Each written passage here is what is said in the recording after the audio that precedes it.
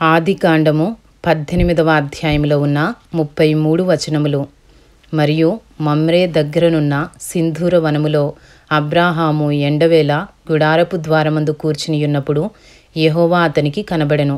అతడు కన్నులెత్తి చూచినప్పుడు 3 మనుష్యులు అతని ఎదుట నిలువబడి ఉండిరి.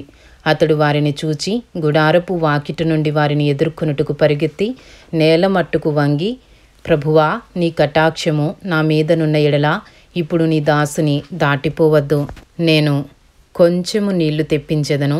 దయచేసి కాళ్ళు కడుగుకొని ఈ చెట్టు క్రింద అలసట తీర్చుకొనుడి. కొంచెము ఆహారము తెచ్చెదను. మీ ప్రాణములను బలపరుచుకొనుడి. తరువాత మీరు వెళ్ళవచ్చును. ఇందు నిమిత్తము కదా మీ దాసుని యొద్దకు వచ్చి తిరనెను. వారు నీవు చెప్పినట్లు చేయుమనగా అబ్రాహాము గుడారములోనున్న సారా యొద్దకు త్వరగా వెళ్ళి, నీవు త్వరపడి 3 మానికల మెత్తని పిండి తెచ్చి పిసికి రొట్టెలు చేయమని చెప్పెను.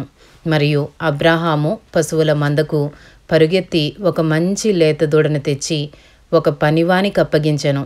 వాడు దాని త్వరగా సిద్ధపరిచెను. తరువాత అతడు వెన్నను పాలను తాను సిద్ధము చేయించిన దూడను తెచ్చి వారి ఎదుట పెట్టి వారు భోజనము చేయుచుండగా వారి యొద్ద ఆ చెట్టు క్రింద నిలుచుండెను. వారతనితో, నీ భార్య అయిన సారా ఎక్కడనున్నదని అడుగగా అతడు, అదిగో గుడారములోనున్నదని చెప్పెను. అందుకాయన, మీదటికి ఈ కాలమున నీ యొద్దకు నిశ్చయముగా మరలా వచ్చెదను. అప్పుడు నీ భార్య అయిన సారాకు ఒక కుమారుడు కలుగనని చెప్పెను. సారా ఆయన వెనుక ఉండిన గుడారపు ద్వారమందు వినుచుండెను. అబ్రాహామును సారాయును బహుకాలము గడిచిన వృద్ధులై ఉండిరి. స్త్రీ ధర్మము సారాకు నిలిచిపోయెను గనుక సారా, నేను బలము ఉడికిన దాననైన తరువాత నాకు సుఖము కలుగునా?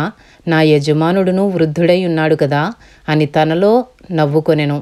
అంతటా యెహోవా అబ్రాహాముతో, వృద్ధురాలనైన నేను నిశ్చయముగా ప్రసవించెదనా అని సారా నవ్వనేలా? యెహోవాకు అసాధ్యమైనది ఏదైనా ఉన్నదా? మీదటికి ఈ కాలమున నిర్ణయకాలమందు నీ యొద్దకు తిరిగి వచ్చెదను. అప్పుడు సారాకు కుమారుడు కలుగునెనెను. సారా భయపడి, నేను నవ్వలేదని చెప్పగా ఆయన, అవును, నీవు నవ్వితివనెను. ఆదికాండము 18వ అధ్యాయము 16వ వచనము నుండి. అప్పుడు ఆ మనుష్యులు అక్కడ నుండి లేచి సొదొమ తట్టు చూచిరి. అబ్రాహాము వారిని సాగనంపుటకు వారితో కూడా వెళ్ళెను. అప్పుడు యెహోవా, నేను చేయబోవు కార్యము అబ్రాహామునకు దాచెదనా? అబ్రాహాము నిశ్చయముగా బలముగల గొప్ప జనమగును. అతని మూలముగా భూమిలోని సమస్త జనములను ఆశీర్వదింపబడును. ఎట్లనగా యెహోవా అబ్రాహామును గూర్చి చెప్పినది అతనికి కలుగజేయునట్లు తన తరువాత తన పిల్లలను తన ఇంటివారును నీతి న్యాయములు జరిగించుచు యెహోవా మార్గమును గైకొనుటకు అతడు వారికి ఆజ్ఞాపించినట్లు నేను అతనిని ఎరిగి ఉన్నానెనెను. ఆదికాండము 18వ అధ్యాయము 20వ వచనము నుండి. మరియు యెహోవా సొదొమ గొమొర్రాలను గూర్చిన మొర గొప్పది గనుకను వాటి పాపము బహుభారమైనది గనుకను నేను దిగిపోయి నా యొద్దకు వచ్చిన ఆ మొర చొప్పుననే వారు సంపూర్ణముగా చేసిరో లేదో చూచెదను. చేయని ఎడల నేను తెలుసుకుందునెనెను. ఆ మనుష్యులు అక్కడి నుండి తిరిగి సొదొమ వైపుగా వెళ్ళిరి. అబ్రాహాము ఇంకా యెహోవా సన్నిధిని నిలుచుండెను. అప్పుడు అబ్రాహాము సమీపించి ఇట్లనెను, దుష్టులతో కూడా నీతిమంతులను నాశనము చేయుదువా? ఆ పట్టణంలో ఒకవేళ 70 మంది నీతిమంతులుండిన ఎడల దానిలోనున్న 70 మంది నీతిమంతుల నిమిత్తము ఆ స్థలమును నాశనము చేయక కాయవా? ఆ చొప్పున చేసి దుష్టులతో కూడా నీతిమంతులను చంపుట నీకు దూరమవునుగాక.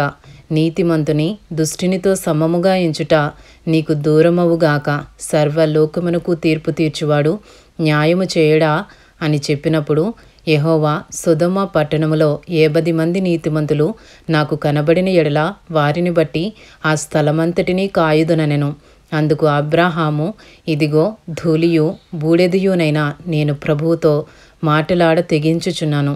70 మంది నీతిమంతులలో ఒకవేళ 5 తక్కువైతే 5 తక్కువైనందున ఆ పట్టణమంతయు నాశనము చేయుదువా అని మరలా అడిగెను. అందుకైన, అక్కడ 45 నాకు కనబడిన ఎడల నాశనము చేయననెను. అతడింకా ఆయనతో మాటలాడుచు, ఒకవేళ అక్కడ 40 మందియే కనబడుదురేమో అనినప్పుడు ఆయన ఆ 40 మందిని బట్టి నాశనము చేయక ఉందనని చెప్పగా, అతడు ప్రభువు కోపపడని ఎడల నేను మాటలాడేదను. ఒకవేళ అక్కడ 30 మందియే కనబడుదురేమో అనినప్పుడు ఆయన అక్కడ 30 మంది నాకు కనబడిన ఎడల నాశనము చేయననెను.